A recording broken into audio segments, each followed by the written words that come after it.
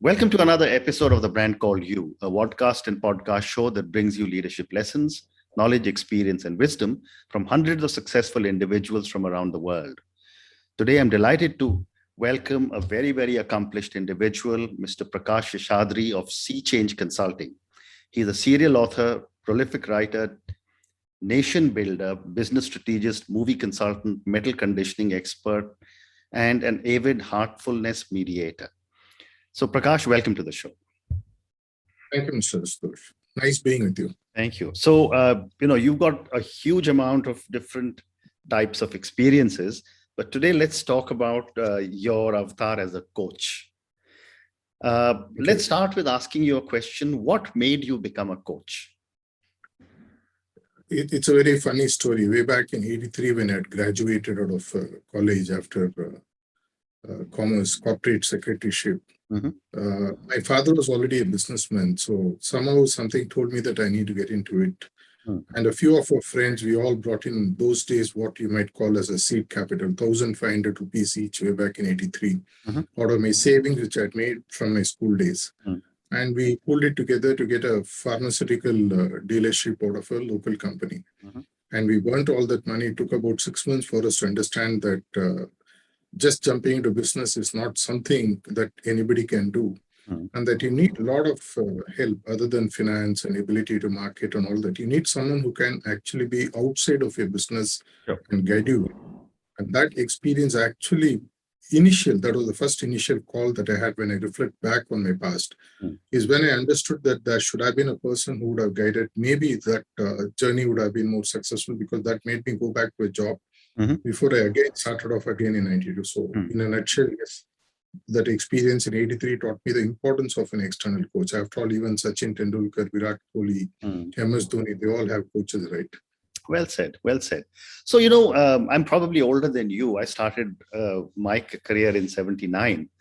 And, when I started, coaching was normally done either by a family elder, coaching or mentoring, or by a senior colleague who took a liking for you. Correct. Today, it has become almost formalized and people are paying for it. So I want to understand, why has coaching become so relevant and powerful in the world?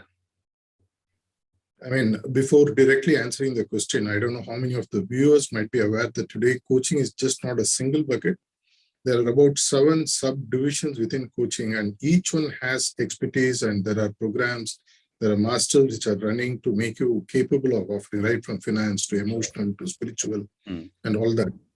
Today, if you really look at the microscopic scan that you get through the social media and stuff like that, the need for a person specifically at the top level, whether you're an entrepreneur or a son taking over from the father, the big empire or whatever, the need to perform from day one is really immense. In fact, last week I met a very big group's son, and he was saying that I have a huge pressure. He's just about 23, graduated out of a foreign MBA course. And he said, sir, Prakash, the pressure for me to perform is so huge. I really don't know what to do. The conventional way in which I do might not get me the results. I need someone who can actually guide me. In a way, the coaching has become essential more than teaching them. I mean, those days are over. It's like a sounding board service. I have a few thoughts. Would you mind just checking out if these thoughts would actually translate into success based on the work that you have done elsewhere? And nobody really today wants to bite the bullet and still be sure of falling into the trap of failing. They want to be successful from the first day. If you look at the IPL, where the mental conditioning comes in, right from first ball, yesterday there was a match and there was a debutant who had to score at like 12 runs per over. That was the asking rate. And he's just making the first appearance for India. Imagine the kind of pressure they have. Right from the day go, from like a calf which jumps out of the mother's womb and it has to run for it to escape the predators. The work that a person has to do today has a component. What you had 5 years of time, those in the past 20, 30 years ago, today maybe you have just about 3 months, a quarter max for you to show and perform. Hence, people don't mind actually getting a coach for whatever aspect of life or business. And hence, coaching today has almost become a default standard across the corporate world, at least, and that too even in MSMEs. Fascinating. So, Prakash, when I was reading about you, I was fascinated by the term success coach. And you just told me something new, which I didn't know, that there are 7 types of coaching. Isn't all coaching done with the objective of achieving success? Yeah, actually, even the word success, if you really look at it, Mr. Ashutosh, is seen differently for different people. Mm. If you look at just the fundamental 2 aspects of success, there is one, I would call it as ambition. The second is called as aspiration. Ambition is all about results and acquiring things like I want to increase my top line by 200% in 2 years. I want to increase my PAT by 40% in the next 2 years, whatever. Or I want to acquire an asset, or I want to take over a company, things like that. Ambitious goals also has one way of success, but the majority of the top level crowd today is moving to what I would call as aspirational success. Mhm. Aspirational success is not about output, but it's about outcome, the impact, the legacy that you want to leave behind. People now are slowly understanding that making money and just increasing the bank balance of either you or your staff is not the only way to measure success. So aspiration today is overshadowing ambition. If you really look at the last 50 years history of India, you might only recall a few individuals like Dr. Abdul Kalam, maybe Pandit Nehru, or maybe our own current Prime Minister, Mr. Modi, or Mahatma Gandhi. None of them were known for the riches that they have garnered, but for the aspiration that they set and raised the level of thinking or the consciousness of the population of India. And hence, really speaking, success actually is only a catchphrase to make people to understand that there is something that they need to work to move upwards and outwards. It's like a 360-degree growth. They need to define which part of the 360-degree they want to focus and based on which the actual coaching happens. Fascinating. And you also speak about a holistic and spiritual leadership approach. For my viewers and listeners, tell us what you mean and how do you go about this? Yeah, the entire stuff is based on my entire life, which actually came out as a book in April. The pandemic gave me a lot of time to think and reflect upon my life and write it as a book, the book called The Spiritual CEO, which got published, bought over by Amazon worldwide and got published recently. It has become a bestseller. It's about bringing the balance which is badly missing in our lives. If you really look at it, at the beginning of the life, even I'm very sure you would have gone through the various motivation theories, including the likes of Abraham Maslow, where the survival needs at the lowest level is only a portion of a person's life. After that, the emotional needs, the self-esteem needs takes over, and then they need to self-actualize and allow our entire ability to unfold into this world takes over. I remember a conversation from the book Conversations with God, where the person who is apparently talking to God, I think it was Neil Nash or somebody, which came over 25 years ago. He speaks about the conversation he has with God, where God says there's no harm in making money, but more than the money that you make, how would you look at using this money to make the world a better place? In a very simple sense, the spiritual side of a person is about not just himself garnering all the output of the work that they put in, but it is about creating an impact. Here, spirituality, I don't want to confine just to the 4 walls of a religion. Many people immediately mistake. The moment you say spiritual CEO, they say, no, I am not a religious person. I don't believe in God, or things like that, or my religion doesn't allow it. It's just not about just looking for God or things like that. That may be there at the other end, other spectrum of spirituality. But whatever 30 years of heartfulness meditation I had, including exposure to 2 great living masters of the world, not many people might know the kind of work that these people do silently. What I understood is that finally touching people's life in a way where they are peaceful, they are happy, and they have a growth in which they feel inclusive becomes a necessity. So there are 3 pillars to the spiritual, real holistic approach.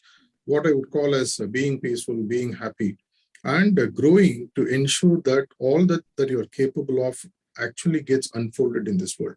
If you look at some of the indexes which today have become quite famous, like the Great Places to Work, they all focus less than 10% on the material well-being of the employee. They look at almost 80 to 90% on how do you feel? Does this place allow you to be creative? Do they give you the freedom to learn and grow and things like that? And these are the things which cannot be confined just to the material aspects of life about acquiring bank assets or balance or a fancy car or a home or things like that. When I've interacted with thousands and thousands of CEOs and executives whom I have personally coached and continue to coach the last close to 40 years, at some point of time, they all come back and say that our life is sort of shallow or empty, Prakash. Is there something that we can do? And spirituality, in a very short sense, can also be about finding the true purpose of your life. The real northern compass, that North Star that you're able to set. And that's where the holistic life really comes. It's just not about confined to religion or about a specific godly belief. It is about ensuring that you are able to unfold all the capabilities that you have inside of you, which are just beyond the materialistic realms. In short, but of course, I would love if viewers get their hands on the book, on this book, The Spiritual Sea, which is really doing well. And they will get an idea. I'm just putting it in about 3 to 4 minutes of what that entire 1-year work book is about. Fascinating. Absolutely fascinating. And this book is available on Amazon. Yeah, they can search for The Spiritual CEO. It's available both as a Kindle version and it's available across all the markets as hard copies as well, right from USA to Europe to Japan, China, anywhere. Wonderful. So moving on, Prakash, you have worked with a lot of entrepreneurs. I'd like to understand from you, what are some of the challenges entrepreneurs face? And it'll be great if you can give me 1 or 2 anecdotes without names. Yeah, sure. If you really look at it, many of the entrepreneurs I work with, when I get initially close to them, it's all about business. They initially sort of have what I would call as smoke screens, which comes through saying that we are not doing great compared to the capital we have invested. We aren't doing all that well compared to the stocks we are holding, the standard stuffs like that. Once you get close to them, I have found personally, and that's exactly what actually made me focus more and more on coaching, which seems to be more working at the root cause level instead of working at a symptomatic level.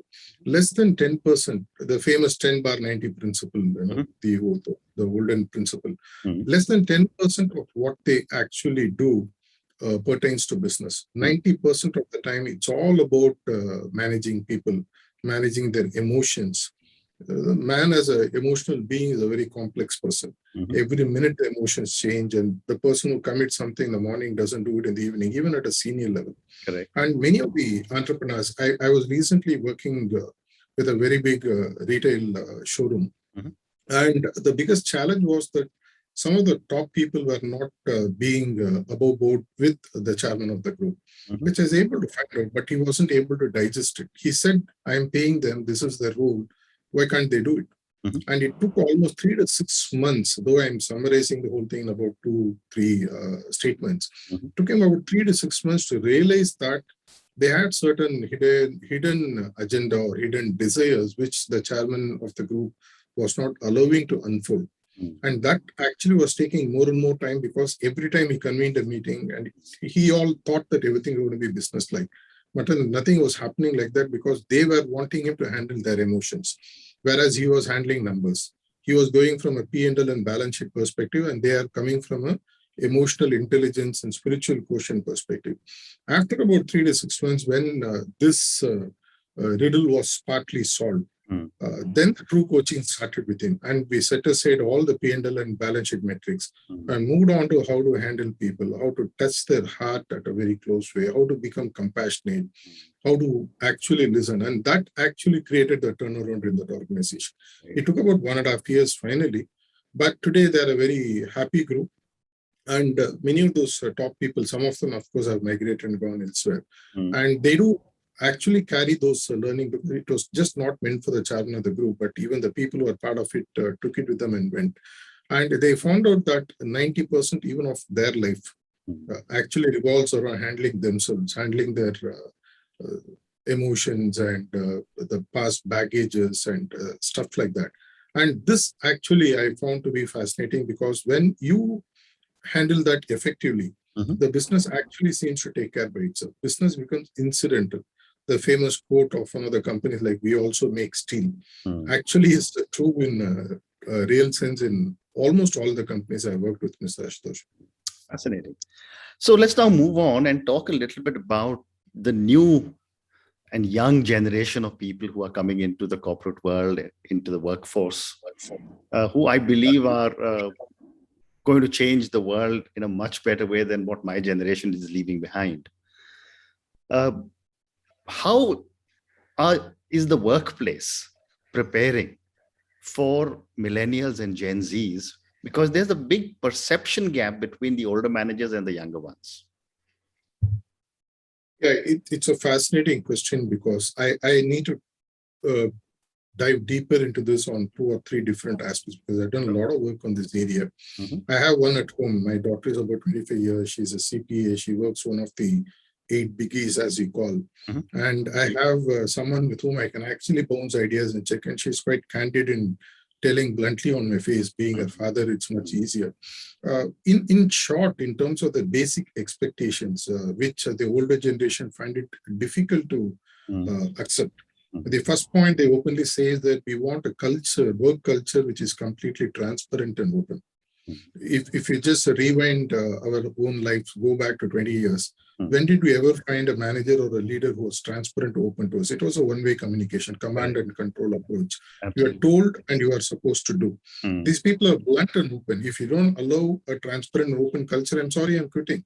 If I don't get work, it's fine. I live out of a bag, travel, do some volunteer work, blah, blah, whatever. The second point they say is flexibility. You tell us what is the expectation, but leave the chance of how we want to do to ourselves. If you look at some of the very big corporations like Google, they have adopted this practice seriously. They don't tell you how to do it. They just say, okay, these are the possible areas that you can work with us. What would you like to pick? And they give the choice or the chance for the Gen Z to pick it up and then be flexible to allow them to do what they want. Correct. Whether they work for 1 hour, 5 hours, 10 hours, we don't care. You do what you want, we are not going to interfere. You make your own work hours, you make your own work schedule. They're quite happy with that. Many organizations haven't yet opened up to this. And more than anything else, I have found 2 more aspects. One is they want absolute space for having candid and open conversation, not disrespectful conversations, but they want room. If I want to talk to my manager, I want to be able to take the phone.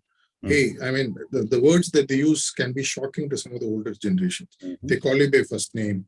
They call you, hey guy, what are you doing? Types in WhatsApp. If you are not able to digest that, you haven't understood Gen Z. They don't mean any disrespect. They are. More than anything else, they want to be allowed a space for creativity. This generation is extremely creative because of the amount of inputs that they've got in less than 5 to 10 years of their educational life, which we maybe didn't get even in 40 to 50 years. They want a creative space to be preserved. This is one bucket which I found, which is essential. The second bucket, which I'm going to share, may not exactly be something that is scientifically proven today.